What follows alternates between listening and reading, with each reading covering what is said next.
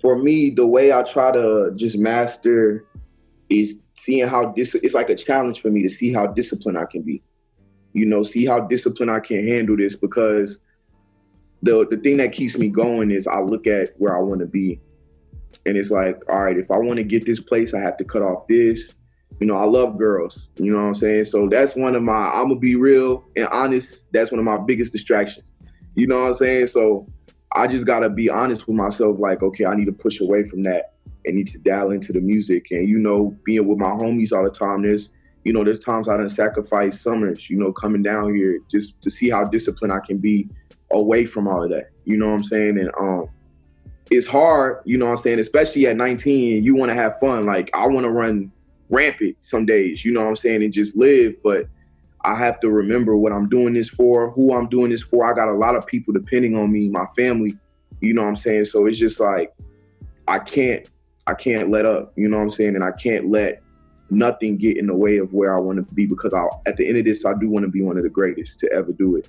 You know what I'm saying? I want to be in them lists 10 years from now. I want people to be like, yeah, Hov, Nas, Reuben, Drake, Kendrick, Pac, Big, you know what I'm saying? Like, I want to be in that conversation. So I can't let anything get in my way of that. Not anytime soon, at least. Just more stress. I'll be trying to balance it, but some days I'll be like, oh, I just want to rap. Like, that's my biggest saying. If you ask anybody around me, they'd be like, high school, I'll be like, I just want to rap. But I'm still going to push through, you feel me? I'm going to still push through.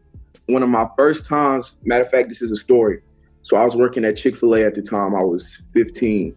Working at Chick-fil-A in Charlotte. And I was working because at the house, I was just trying to make sure, like, my mom was working hard, but she didn't have time to pay for the means of the things I wanted.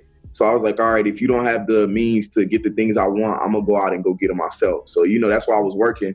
And I remember Ninth had texted me one day and he was like, yo, we want you to come up to the studio for spring break. And I was like, all right, I'm gonna come up. But I was like, let me get some days off of work. Like, I try to tell my job, like, yo, I got a big situation going on. I'm gonna need a week off. My manager told me no. So that night, while I was in the back, I was squeezing lemons. That's how we made lemonade, squeezing the lemons and stuff. So I was sitting there, I was like, I'm not coming back. After today, I'm not coming back. So I quit that same night. I was like, whatever happens after this, we gonna see.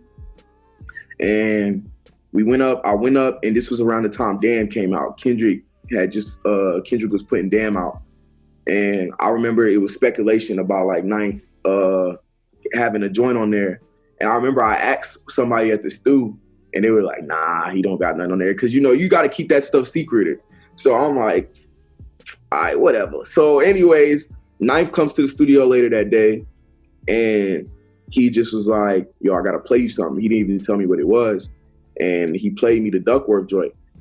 And I was just amazed. And that was like the first time I felt like I was a part of something. Not as a part of the record, but a part of Jamla, and just being in the atmosphere where they trust me enough to play me stuff like that. You know what I'm saying? So after that, I just went full-fledged that whole week. That was the inspiration, like, yo, this is how close I am to greatness. You know what I'm saying? So I'm like, that whole week, it was just me and Crisis in the studio, knocking joints out.